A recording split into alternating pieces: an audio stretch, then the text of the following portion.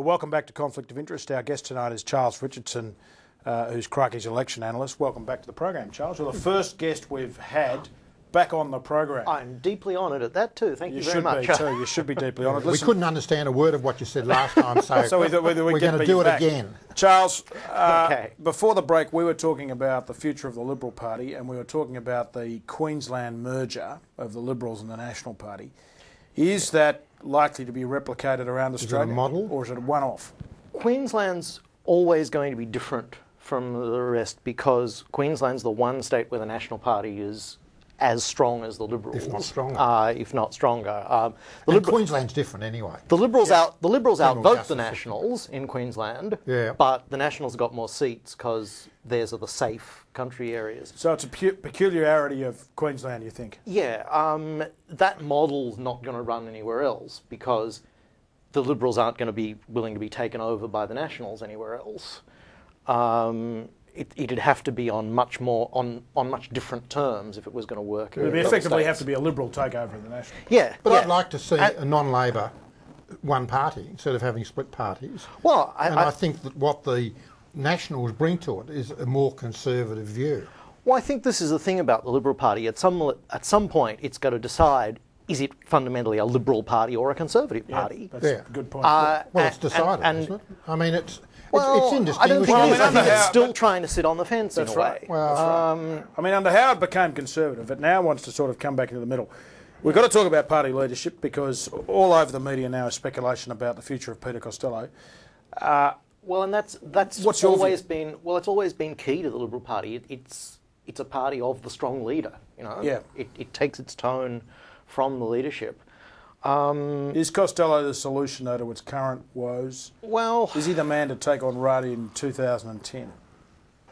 I was sorry Costello didn't agree to be leader after the last election. I think he would have been a good opposition leader then, but having turned it down once, I think it'd be very hard to then come and sell him. but he's got a pretty good reason, hasn't he? I mean, it's a disaster has at the he? moment with Nelson, isn't it?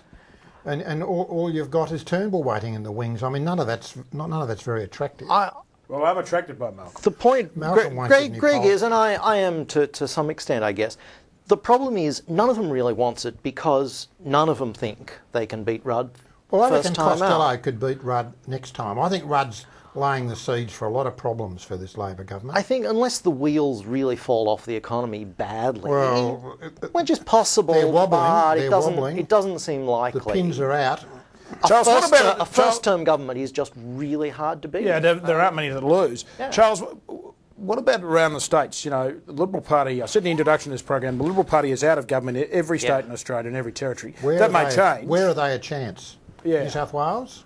New South Wales, you've got to say they're a chance just because Him is so tired. the Labor government is in such bad shape. But it's a big task. Like that they'll need another 6 or 7% swing. It's a big swing. It's a big target. But it would be a significant victory if they won it. It would be significant federally, wouldn't it? It'd be very significant. New South Wales has been sort of at the leading edge of change in the states for quite a while. Like it was the first one to elect a Labor government in the Fraser era. That's right, in 70. And it was the first one then to throw out that Labor government, and then the first one to elect a Liberal government in the 90s. So the next New South Wales election is 2009. What about Victoria, Charles? Victoria, I can't see it myself. Brumby's not it's as not popular impossible. as Rex, I don't think. I don't think he is. I don't think he's not seen. He hasn't got the personality. I think Labor is vulnerable, and I think the Liberals will certainly make up ground next time. Whether it's enough. But if you were asking me to bet on it, I'd say I don't think it'll be enough. What about Tasmania? Tasmania, Will Hodgman in Tasmania seems to be at least as talented a leader as they've got anywhere. He certainly developed. I mean, he didn't know what he was doing for the first couple of years, but he is starting to develop a bit. Yeah. Charles, one of the issues for all political parties these days is membership and diversity of membership. David Kemp in Victoria, the party president, has announced a whole series of sweeping reforms. What are they, and will they work in terms of trying to lift the membership and the profile of the Liberal Party? Well, there's this really interesting discussion paper that David Kemp has released. It's interesting because of what it shows about the party membership, just how bad a state it's in. Greying. The median age of party members in Victoria is 62. Wow. More than a quarter of them are over 70. Of the 10,000 or so members that have joined in the last 7 years, half of them have left again since. So there's this huge churn rate. 10,000 members in the last 7 years. Yeah. Half have left. Half of them left in that time. But has the party membership ever been very important to the Liberal Party? I don't think it is. Well, I mean, people it's a fair question. It's a fair question. I mean, they get out and they hand out how to vote cards and so on, but I mean, you could train. But you got no monkeys to do say. that. You got no real say. No, I mean, it has the distance between a party member in Whoop Whoop and the federal government is a long, long way. They've got no impact on it at all. it is. Charles, what's your view on Well, I think Menzies' vision very much was to build a party with a mass membership base. Yeah, but that was then. This is now. I mean, it's a long. I just don't think the Liberals are ever going to have a mass base. But I don't think any can win political elections. party in Australia will have a mass base. Well, I mean, but People don't join you've got the political parties. given of the unions. That's true, but exactly. That's the difference. Labor Party doesn't need the mass base as much because it's got the unions there. But if you took the unions it's got out, a structural they'd sort of both be solidity much the to same. it that the Liberal Party doesn't. Yeah, well, they would. That's So right. what's David Kemp proposing in Victoria? He's proposing a bunch of changes, like having delegates elected from electorate conferences instead of individual branches.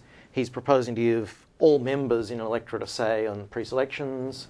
He's proposing to have proportional representation for internal elections in the party. He's going to open up state council to broader policy debate. There's a bunch of things that I think, as far as they go, they're good. The question is structural change the answer? Or does the party actually need to look more at, well, what does it stand for? Exactly. What are its ideas? Yeah. I have no, as a conservative, and I'm not a Liberal Party member, but as a conservative, I think, I don't know what they stand for. And I think what the first thing they need is a platform which is proudly conservative and said, well, this is what we believe. Yeah. I think that's what they need, and that's what they're lacking. The problem with that, I think, at the moment is that Labor is so conservative. Well, Yes. that's the point I made to you earlier. Is there room for another Conservative Party? Well, I think there's room for a true patriotic Conservative Party. Labor Party's... You love that word, patriotic. Yeah. You love that word. Now, look, you're about to get on another roll, but unfortunately we've got to wind this Can up. I swear on this program? Yeah, of course you can. Can I say the F word? Yeah, of course you can. You've done it before. So have I. Flag. Flag. Oh, you love flags. Flag. It's You the love F flags, word. not floggings, flags tonight. Flag. Okay. Australian flag. All right. Now, look, Charles, it's been great to have you on, but... Yes, thanks very much for coming back. It's a fascinating topic. Thank Yeah. you, yes. What we should do is have you back in 1 year's time and see where it's gone. That's right. That's yes, right. Be fascinating. I hate to think. And thanks for coming. And now we'll go to a break.